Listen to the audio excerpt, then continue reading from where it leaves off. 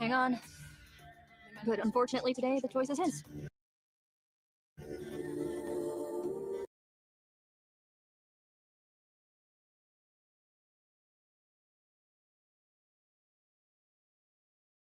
My mic is trying to play up. Listen, I blame you guys, okay? The mic's not going to stop me today. I blame you guys, okay? You've got me into Love is Blind France, and now all hell is breaking loose, okay? First and foremost, the ladies are unaccountable in this series. Oh, my God. What's going on? What's going on? What's going on? What's going on? It's different in France. There's something in the water that's very different in France. The people there are different, Kaz. Let's talk about it really quickly. I want to break down the couples real quickly. First and foremost, let's talk about Sabrina and Mr. Van Mai. Sabrina and Van Mai. I love them. But here's my only catch. Sabrina, well done for standing on business and not going with Julian. I appreciate a woman that says, you know what? You're not about to drag me into something that I did before and it did not benefit me. I have to say to her, well done for standing on business. But sis, I am not going to forget that you said something. You are possessive and you've gone through your man's phones before. That tells me all I need to know. You got a little of cuckoo going on and that's going to come out. And I show it publicly. Yeah, we become one. Same here, same here. I need to be absolutely sure that my girl won't go and hook up with someone else, you know? Yeah, I know. Yeah. Same for her. Now, that's what I'm going to say. I like Sabrina, and I'll deal with them in a second or two. I like Sabrina. I thought she stood on business. She made the right choice. But I'm just going to say, sis, for the fact that you said that you'll go for a man's phone, that's whoa. Okay? I was like, whoa. Okay, that's all I need to know. Okay? Hold on, my shirt's even out. That's how I know I'm unpresentable, bro, because France got me discombobulated, blood. Look at this. Man can't even wear polo properly, blood. You understand what I'm saying to you? It's unprofessional. I don't put that in there properly. Listen, okay, so that's them quickly. Then we've got to talk about the fact that Tatiana had a Jared moment, bro. Tatiana had a Jared moment, bro. Just a bit different than Jared. Of course, she broke down. Sis broke down. I'm talking about a cry from the depths of her heart. So you know what I mean by that. You know what I mean? Now, she was obviously not chosen by Thomas, and then it looked like it was going to be Yannick too. Yannick wasn't going to choose her. Can I just say this? I did watch a little bit of episode 4. He hates her. I'm going to say it straight. Yannick hates her. I'm sorry. I watched the reveal in episode 4. Yannick hates Tatiana. I'm just gonna be honest with you, okay? I don't need to watch it to know he hates her. Okay, I'm saying that if you're only watching my reviews, I joke around a lot. I am a bit facetious as well. When I say he hates her, I don't really mean he hates her, but he don't like her. I'm gonna be real with you. When I saw the doors open and I heard "Kazoo," and the man said, "Oh wow, she's really beautiful." Da, da, da. But when he walked to her, bro, man didn't want to touch her. Man didn't want to hug her. I said, nah, brother. Let's be honest. You were looking for a certain type of girl. It looks like. Okay, because her and the other girl, Cindy, ain't even the same, my guy. You know they ain't the same. They're not even from the same background. Okay, so I mean that's partly episode 4. I will watch the rest of it probably later on, so I'll come back a little bit later on. But just a little bit I watched of Yannick and Tatiana. The fact that he was having to choose between the two women because one didn't have a spot, one did. I said, oh, okay, I hear it. Do you know what I mean? But yeah, I'm gonna be real with you. Yes, okay. yeah, I can't lie to you, okay? Yeah, he don't want her, bro. I'm just gonna be honest with you. Okay, so poor Tatiana, unfortunately, she's been dragged into another madness. We'll discuss her in a second or two. Then we got to talk about the other love triangle that was existing, and then we're gonna break some stuff down. We need to talk about the realest villain on this series.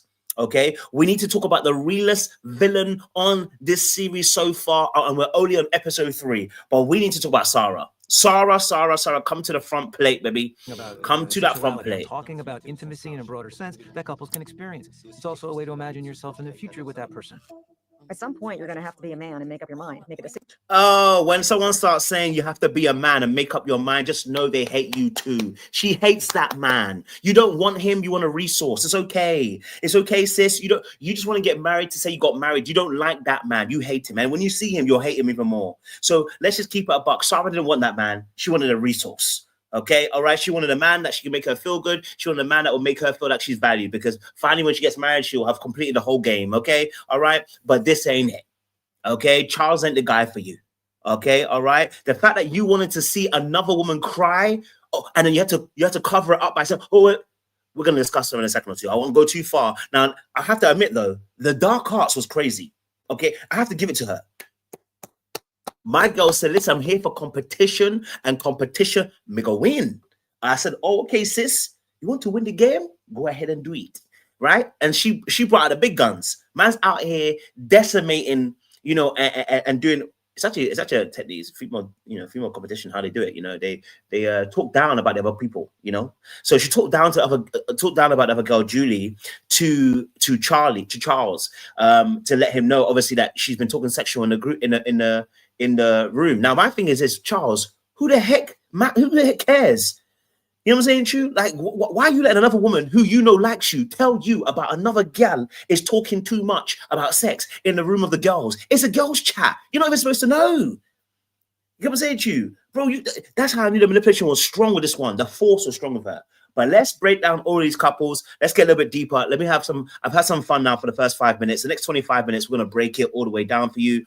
And then let's hopefully give you guys some real deep analysis as well of these couples. So let's go to the very big. Let's go to my girl, Tatiana Yannick. I want to deal with them really quickly because I felt for her. You know, I did. I mean, she had a breakdown. She said she can't do this no more. She she's over it. And I get it. I get it. So I want to break them down first. Let's break them down. With Tatiana, I vibe. But we're not at all on the same page communication-wise. I was under the impression I was arguing with someone who, at the end of the day, I don't even know and I've never seen. All right, let's okay. So here we go. So the key thing here between Tatiana and the key here with Tatiana and Yannick and what's her name, Cindy. Okay, is that there's a triangle going on. Now, why is there a triangle going on? Here's the thing. He said some keywords. He said for him personally, it's the emotional connection and safety that he got from Cindy that he wasn't necessarily getting from Tatiana. For with Tatiana, what he was getting was the emotional roller coasters, and that's very difficult to deal with in any instance. But I think why is it that he considered Tatiana as being the one that he got a spark from, and not necessarily got a spark from Cindy?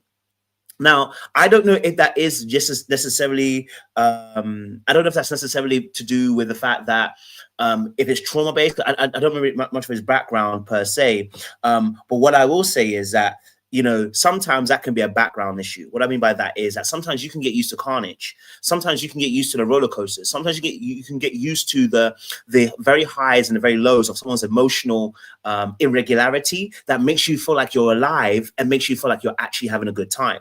Of course, he chose two different women, which again, race is going to play into it. Maybe he's a little bit more open. Cool. But he then has two women who have two different ways of doing things, and one who he actually felt emotionally safe with, and the other person who he felt like had a connection with in terms of that spark. What do you go after? Can I be honest with you? Neither of them. Okay, if you're in these kind of scenarios, neither of them, right? You should be able to have the pleasure of being able to have both. Okay, life is not this is, you should be able to have a spark as well as emotional safety. But if you were to go for one, yes, emotional safety probably would be the one that you go for. But the reality, I may have not working. The reality situation is for him, right? There's probably some trauma behind that as to why this choice is even coming up. Have you ever noticed? I don't want to call it the universe, but call it TV universe. Call it the God that we serve. That people on these shows end up in scenarios that their life they've been involved with in their life in general. Right? A lot of these people on these shows, whether they like it or not, they end up in the same situation they've probably had in the real dating world, even though it's manufactured and engineered. Why is that? One, because they do a psychological test on you, okay, with your answers. And number two, the universe wants to teach you a lesson. When I say universe, my God, but I'm just going to say as life will teach you a lesson, as he says in Ecclesiastics. Life will do something to you and put you in a scenario so you learn some lessons. So what's Yannick's lesson here? The lesson is this. Is it emotional safety you want, or do you want the connection? Or is it a choice of having to say neither of them actually work for me? And I think a lot of people have to actually take that on board. Sometimes you've got two choices, and actually neither of the choices are a choice. Just because you're here does not mean you have to choose somebody. Go home. Go home, Roger. And this is what Yannick may need to do, because if he's getting connection from one side and getting emotional safety one side, then here's the reality of the situation. You need to go home. Neither of them are going to cut it. Because if you get emotional safety, but you don't get connection, eventually you'll feel bored. But if you get the connection, but don't get the emotional safety, yeah, you'll feel excited, but it fizzles out quickly. So either way, you're back at square one. So learn the lesson. Anybody watching this, learn the lesson, right? That's one thing. But let's say there was some trauma in the background. Let's say there is maybe some history of your environment being a place of chaos. Maybe you grew up in a household where your mom was shouting, or your dad was shouting, or someone was abusive, or, you know, an angry parent, or, you know, it was always up and down, unpredictable in terms of when your parents might say I love you, or when they care about you, but they might be angry one day, or not. They might be pissed off another day. They might be this. Like, there's also a lot of unpredictability in your household. You never felt you never really felt physically and emotionally safe. Well, then that's a pattern, right? So then if you then exist in that, if you then come to dating and you find someone replicating those patterns, you need to be running. But you also need to be self-aware to recognize that that's an exact pattern I've actually witnessed in my childhood. That's an exact pattern I've witnessed in my younger formative years. And it wasn't safe for me. This is why I said I have to rate Sabrina for making a different choice. She recognized that this person that she's choosing is a better fit. Now, whether she's going to blow it up herself, that's another conversation in itself. But for what we have seen right now, we have seen that she made a better choice. So I think that's what Yannick has to work on. In regards to him and Tatiana, I want to say this first and foremost. I get it. Tatiana, you are 39. You're almost in your 40s. First of all, she is beautiful. Whoa, my God. Like, I want to cross the channel. You know what I'm saying to you? Like, I want to go underneath the water on the Eurostar and go, Tatiana, baby, let me talk to you for a minute or two. You know what I mean? Like, that woman is fine. Now, of course, having a child does make it a little bit more harder because men ordinarily are thinking about taking on a responsibility. And I don't hear anybody say anything else. It is a responsibility because when you take that woman on, you're also taking on her child, right? So that's a very difficult proposition to have. But let's just take Tatiana herself. The way she broke down in that place, I was like, yo, sis, it might be time for you to go home. Right? It might be time to go home. Okay? And I get it. Her fear of rejection is a real thing that many of us have experienced. And usually when you have a fear of rejection, usually that's from the environment that you've grown up in, right? Your household environment, the way you grew up, you've probably seen that rejection from your parents in terms of your emotional needs. Not necessarily physically shunted, but maybe emotionally you've been shunted. Like maybe the parents weren't able to meet you on that emotional level. Maybe you wanted someone to console you, love you, just say that they care about you, be present, be around, and they probably weren't doing those things, right? It can come across as rejection, the avoidment of the emotional care from your parents. So then that rejection, then you carry it with you. And then you get into this scenario where you're in the pods. And unfortunately, you meet, you know, a scenario where one guy, Thomas, has another person he likes, but he ends up choosing the other woman.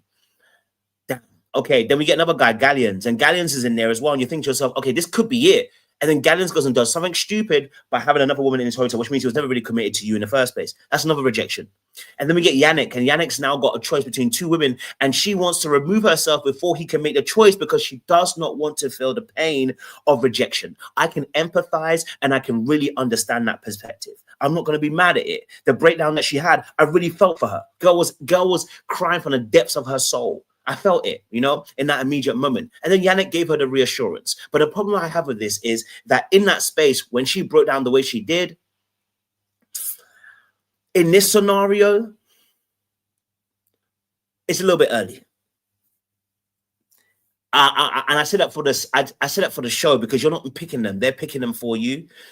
It's a little bit early, meaning that he earned that level of vulnerability. And I say that because whenever you're that vulnerable, usually you are not also cognizant of the fact that you're so open and exposed, and you are liable to make decisions out of that place, which are not going to be beneficial for you long term, right? We don't make permanent decisions on temporary emotions. So what we don't want to do is also be in that space of exposure. Nothing wrong being vulnerable, nothing wrong being exposed.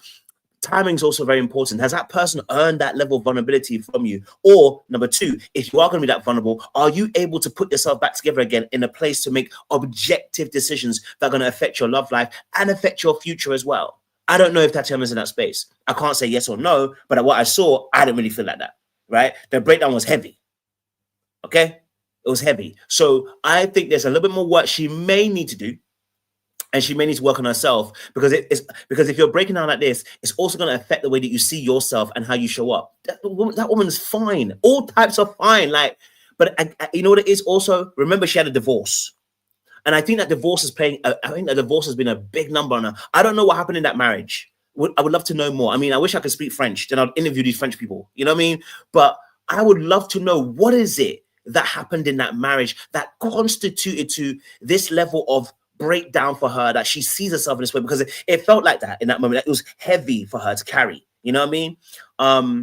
But yeah, that's something I just noticed, and I think for her, she may want to look at that. But for me, Yannick, after I watched a bit of episode 4, I don't know how much. I think Yannick's more of an Yannick gives me an avoidant, like full on avoidant. Some of the things that he was doing in the pods with other ladies where he looked bored and all that kind of things, I was like, oh, maybe he's not being intellectually stimulated. But I was like, nah, if you watch his body language a lot of times, his body language is off.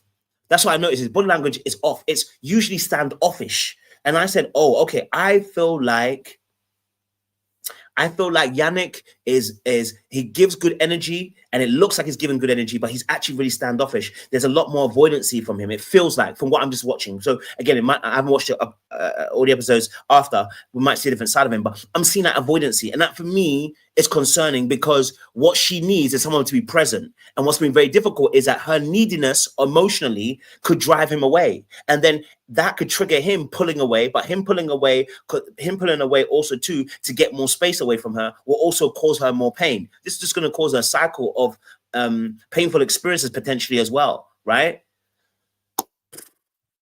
It's tight. Okay, next couple I want to talk about. Let's talk about this. I want to talk about Sabrina. Great Sabrina. I love her and my van. I don't know. I feel like he's too nice for her. Okay. I felt like he's too nice for her. Like Van Mai and Sabrina. I like Sabrina. I think she made the right choice. I'm hoping that she can respect his niceness. And I use the word niceness on purpose. I hope she can respect his niceness. Let's listen. Sharing. Okay. What about fidelity, honesty, loyalty? That's a given. That's really something that's normal. Honestly, I didn't mention it because it's already a given. Yeah, I get it. You can say that's a given. So Sabrina and Van Mai, obviously there was a love triangle at the beginning, because it was actually not just them, it was also Julian as well, right? Which actually, he was her number one at the time, right? Her and Julian had a good spark, energy, vibe. And then this episode, he came out and was honest. And I have to say, fair play to him, right? Fair play to him. He came out and was honest. Yeah, he was honest. He came out and told her, listen, I was thinking about another girl who was outside the experiment. I want to let you know. Did he have to let her know that? But yeah, he let her know. And my thing is, what do you want to do that? And I said that in the sense of, that girl's not an experiment. So, you know what I mean? Like, so what's the point of telling me this? Like, if it was a girl inside of the experiment saying, hey, I have got another connection, that girl's aware of the connections because of that, right? Now, again, in real life, if you felt this way, you're not going to tell anybody this. But this is not real life. This is an experiment which has a different, set of parameters that are going on. But I think it was interesting that he did tell her that truth. And I love the way that she handled it. I have to be fair. Now, do I think she was being honest about her response? No. But I love the response, because what she did was that she guided the conversation in a place of saying, look, thank you for telling me. I appreciate the honesty, right? But I know it wasn't a real response, because her energy then went to, well, I can't trust you. And basically her energy went to, I can't trust you anymore. So really and truly, even though she did a great job, and that if you were in a relationship, that's actually how you should handle it. Like, if you're in a relationship, I promise you now, right, you should handle it the way she handled it. The problem with that is if you're not being honest.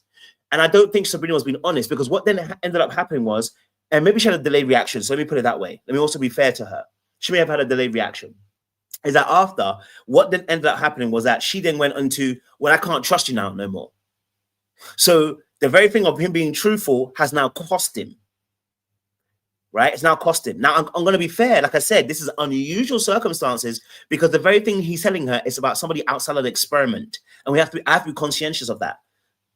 The principal aspect of me is going, if you were in a relationship and your partner did come and tell you, said, hey, look, I don't know why, but I started to like this girl at my workplace. I just need to confess it because I don't want it to be a thing anymore. I want to focus on you. I haven't done anything. I haven't seen her. I haven't done anything, but I just thought about her, right? Now, nobody wants to hear that. Nobody in their right mind wants to hear that. But when someone does share that with you now, that safe space is incredibly powerful to transform in your relationship. Well, that's why I said she did a really great job, because she kept the safe space. The only thing is that she couldn't.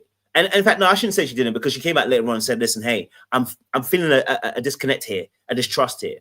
And of course, he came back and was like, oh, no, I really like you now. Da, da, da. And I get it. She was confused. And you have to also think as well that she's also got her own, yes, and I love the word that you said there, insecurities, because in that space, she has been cheated on before. So for her, she's trying to make different choices. And I love the fact that she was making those different choices. The question is now, did she make a different choice in the sense of, you know, we sometimes have women who will have had bad toxic relationships and then choose one good guy and a guy, or one nice guy, I should say, not even good, nice guy. And it's like the wrong guy because it's like, you're now the stepping stone to her now choosing better.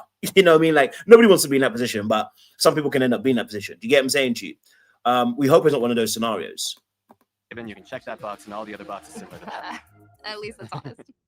In my last relationship, the guy had a broader understanding of the word fidelity. For example, he liked to talk to random girls on Insta. And so, you know, that's what she said, obviously, about being in a situation where she had been cheated on. He also had been cheated on, by the way. So he had a 9-year relationship and a 4-year relationship. That's a damn. I was like, I don't know how old he is, but 9 and 4 years is 13 years. I said, damn, when did he start dating? It might have been 20. But yeah, he's had obviously very long relationships. And the last one, obviously, that was 9 years. He got cheated on as well, right? He said, obviously, he got quote unquote, it felt like he got complacent, or I shouldn't even say complacent. He got into a rhythm of consistency, which then became boring, I guess, or monotonous, and the girl ended up cheating. Okay. And so he's looking for somebody who's going to be locked in. And in fact, he locked in early. Now, can we just say this? This doesn't always work out for you. In this scenario, it has. But in a lot of situations for a lot of people, it doesn't work out, especially on this show, where someone locks in early and the other person, they ain't locking in. But for this situation, Sabrina also locked in because she lost Julian. Now, this is really interesting. She says, oh, I love the fact that he's all about me and, you know, there's no one else in his mind and da-da-da-da. She felt safe and comforted by that. But she had more than one connection. If Julian hadn't told her what he told her, should have had 2 by the time we got to anywhere. So again, I'm looking at Van Mai and I'm like, okay, I like his energy. I like his vibe. He seems to be a decent man, you know, and he seems to be pretty cool, pretty calm and collected. And he seems very nice. And that's my only fear, that nice is meeting somebody who's got insecurities that are going to clash. And when they clash, this can be a very painful situation, right? So again, I mean, hey, I'm not knocking it. I'm not against it. I'm just being very, very cautious. But let me spend my last few minutes talking about the one that we need to talk about, don't we? We need to talk about the fact that this Sarah and this Julie situation, because it was an absolute shambalizer and it needs to be discussed. This level of manipulation was highly, highly, highly, highly, highly done. Man, Sarah is a scary proposition to fight against. I mean, that girl wants to fight for man. You understand what I'm saying to you? That girl wants to fight for man. Let's just talk about it really quickly. Sarah and the love triangle with, is it Charles? I call him Charles anyway, but Charles and Julie, okay? All right? Sarah, Charles, and Julie. Let's talk about this stuff, okay? Whoo! Because, baby, it was wild. I'm going to lose it. Come on, why would it take 2 hours to tell a girl you're not the one? You're right. Who takes that long? No one takes that long. If you're a jerk, it takes 3 seconds. If you're a good guy, then it takes 3 minutes. Now, let's be honest. Sarah manipulated that man. I'm sorry. Yeah. And I'm glad he didn't choose her ass. Okay. All right. I'm glad he didn't choose her ass. Sarah manipulated that man. The man was not sure, so she forced an ultimatum. Cool. No problems. But then when he was deliberating with her, she's like, oh, be a man. When she started saying, be a man, and, you know, a man makes sure, I started saying, okay, look, this guy, if you don't send her on a merry way now, you're not only gonna be emasculated, you're gonna be manipulated, and you're gonna be hurt.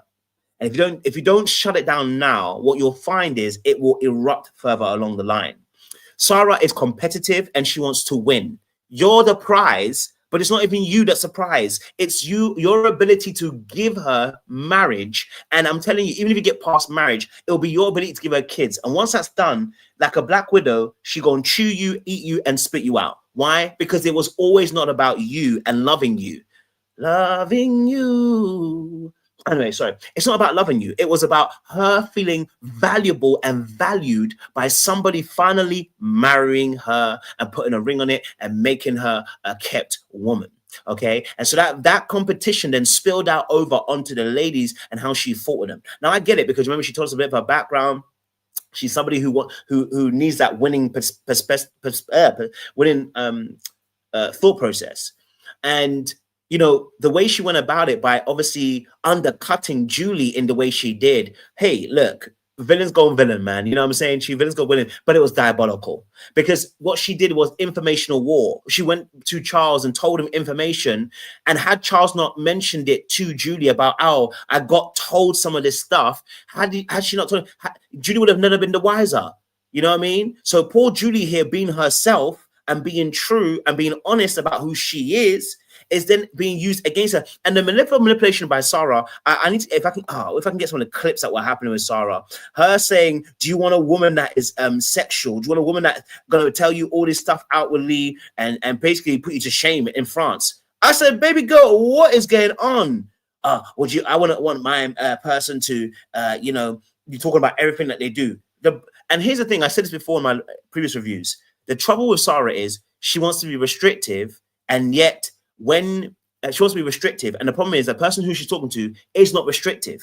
So now when he's now asking these questions, you're like, I don't want to answer that. Cool, isn't it? But the other person wants to, and her openness and freedom and confidence to be herself is what's going to win her over. Right now, you could have had this in the bag, Sarah. Now, I was confused as to why Charles was even entertained, and I realized that I think Charles likes a bit of the woman that's a bit more controlling. He likes a woman that's a bit more forward. He likes a woman that's a bit more, you know, tell you what to do. I don't know what's happened in his past lifetime or his childhood. I don't know, but there's something that's obviously happening there as to why he's more willing to entertain somebody that will tell him what to do. Because I'm gonna tell you this now: if she told me what she told me, by that point, honestly, it would have got to it would never got that far, because I'd have been like, I don't like that. You know what I'm saying to you? I'm like, I don't like that. I don't like what you're doing. Like, I don't like the fact you're telling me what to do. Like, and he had to tell her a few times, like, stop telling me what to do.